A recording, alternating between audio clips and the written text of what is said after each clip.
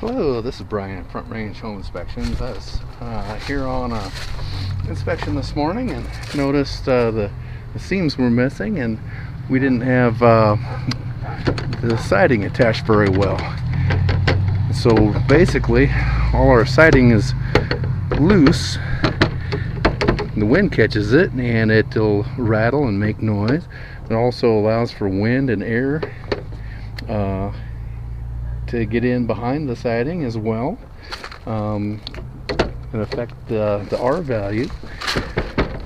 And then it also allows for insects to have intrusion as well as moisture. So just not a good thing overall to have that situation.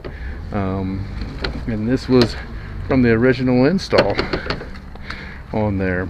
Something to look for as far as siding on your home. You want to have that siding secured so you don't have those issues. Until next time, Brian at Front Range Home Inspections.